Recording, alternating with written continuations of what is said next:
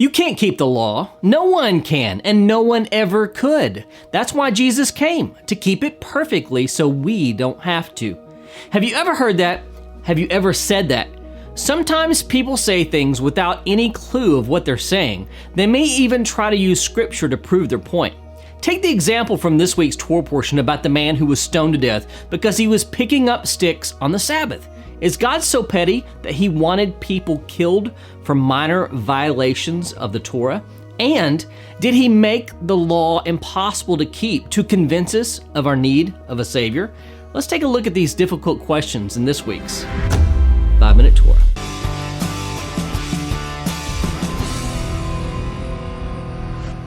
Shalom and blessings from Shalom, Macon, the place where disciples of Yeshua learn, connect, and grow. I'm Darren, and before I get into the 5 minutes of my 5-minute Torah commentary, let's cover a few quick facts about this week's Torah portion. This week we are studying the 37th portion, the portion of Shelach, Numbers 13:1 through 15:41, and here are the 3 things that you need to know about it. Number 1, Moses intercedes, standing in the gap.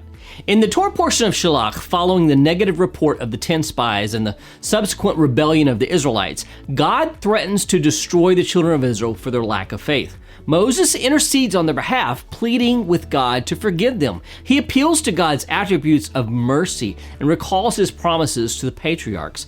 Moses argues that destroying the Israelites would cause other nations to question God's power and his faithfulness. God responds to Moses' plea by pardoning the people, yet decrees that the current generation will not enter the promised land. The only exceptions are Joshua and Caleb. This act of intercession by Moses highlights his role as a mediator, emphasizing the importance of the Good Shepherd in both guiding and advocating for the children of Israel.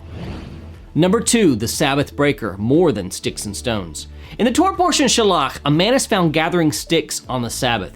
Although it is unclear from a surface reading of the text what commandment he is violating, we find out the severity of his actions as things escalate. The people bring him to Moses and Aaron and ask what should be done with him. God instructs Moses that the man must be put to death by stoning, and the community carries out the sentence. This severe punishment not only serves as a stark reminder of the sanctity of the Sabbath, a covenantal sign between God and Israel, but it also allows us to read between the lines and distinguish between intentional and unintentional sins based on the context of this passage. And number 3, fringe benefits, the commandment of tzitzit. In this week's Torah reading, God commands the Israelites to wear tzitzit, or fringes, on the 4 corners of their garments with a thread of techelet, a particular type of blue, in each fringe. This commandment serves as a visual and tactile reminder for Israel to observe all of God's commandments and to live a holy life.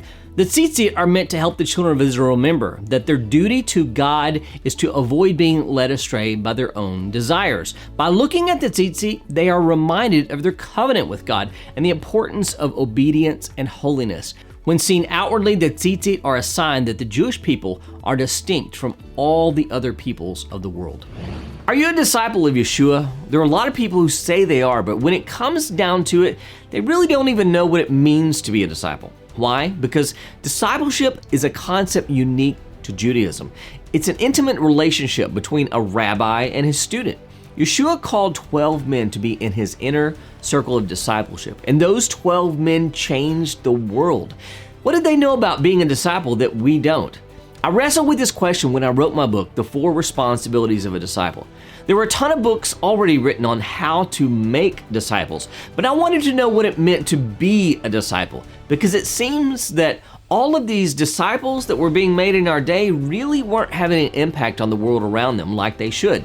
I found out that there were 4 responsibilities every disciple should know, and that when implemented, living out these 4 responsibilities has the potential to change the world.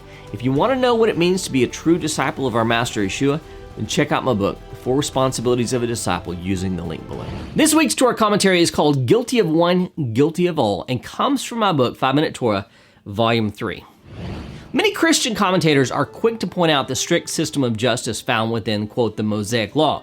Quoting from the book of James, they say, "For whoever keeps the whole law but fails in one point has become guilty of all of it." James 2:10. According to this understanding, if a person committed even a minor offense, his life was in jeopardy, and he should be wary of execution by stoning or maybe even a stray lightning bolt. If this is the case, then it would seem that the reason punishments under the Mosaic law were so severe was because breaking a single commandment was the same as breaking all of the commandments at once, rejecting God's law in its entirety. Therefore, a modern evangelistic tactic has developed that uses the Torah to point out the fact that we are all sinners. Those who use it point out that if we have broken even one of the commandments, then we stand condemned by God's law and deserve death. From this position, they can then tell the person why they need Yeshua to forgive them for being a lawbreaker who deserves to die. But is that really an accurate picture of what we find within the Torah? Is the God of the Hebrew Scriptures a cranky, irritable, vengeful God who is bent on the annihilation of humanity? When we read the incident of the Sabbath breaker in Numbers 15:32 through 36 in this week's Torah reading, out of its context, this would seem to be the case. A man is caught gathering sticks on Shabbat and he is put to death. But nothing is mentioned in the Torah up to this point that gathering sticks on the Sabbath was forbidden. It seems pretty excessive, right?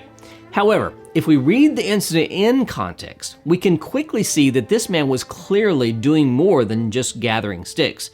Just a few verses before this event, the Lord instructs the children of Israel that if a person sins unintentionally, in other words, he doesn't know he is sinning, he is to bring a sacrifice and he will be both atoned for and forgiven. See chapter 15, verse 27. There's no harsh penalty for the one who sins unintentionally. He simply has to apologize and make things right between himself and God. The person who sins with intention, however, is dealt with more harshly. But the person who does anything with a high hand, whether he is native or a sojourner, reviles the Lord, and that person shall be cut off from among his people. Because he has despised the word of the Lord and has broken his commandment, that person shall be utterly cut off. His iniquity shall be on him. This is Numbers 15, verses 30 and 31. If we have a full understanding of what is required of us, yet shake our fist at God and proceed to do things our way, then this is where things start to go south. There's a vast difference between intentional and unintentional sins. As we've seen in the passage above, unintentional sins have no real consequence. Once a person realizes his wrongdoing, he corrects it and then moves on. But if that's the case, why was this man taken out and stoned to death? It seems that picking up sticks on the Sabbath would be an innocent mistake. Under normal circumstances, this would be the situation. The person would be informed of their mistake by witnesses who saw him violating God's instructions. But in this instance, he must have been well aware of what he was doing and refused to be corrected. In order to warrant the death penalty, he had to have refused to listen to his brothers and sisters warning him of this violation.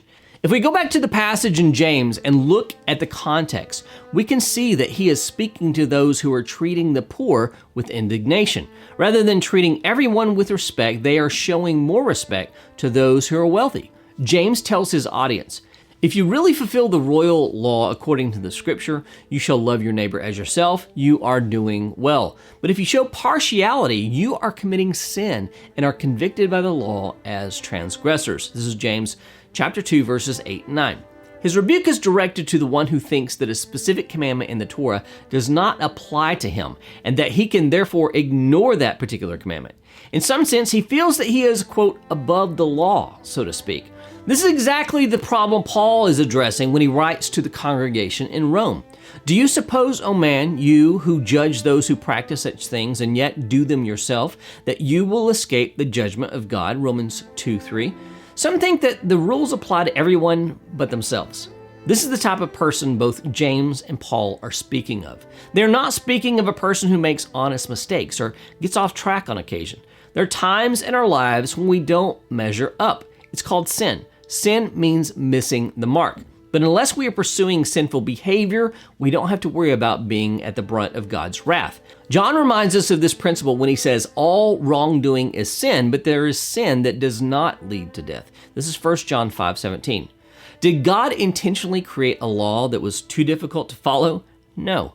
Does all sin put us in the danger of God's wrath? No. If we are breaking one commandment, then are we guilty of breaking them all? No. Should we repent and make amends if we stumble? Absolutely. Is God merciful to those who love him and walk in his ways? Unquestionably. Therefore, let us relay this merciful God to others rather than painting a picture of a bloodthirsty pagan deity in order to point people to Yeshua. After all, it's his kindness that leads us to repentance, not his wrath. Do we all get it right all the time? No, of course not. But neither should we be constantly giving in to temptation either. If you're struggling with your flesh and want to live an overcoming life, then let me help with my 3-part teaching called Killing My Old Man. Just click on the link right here to get started.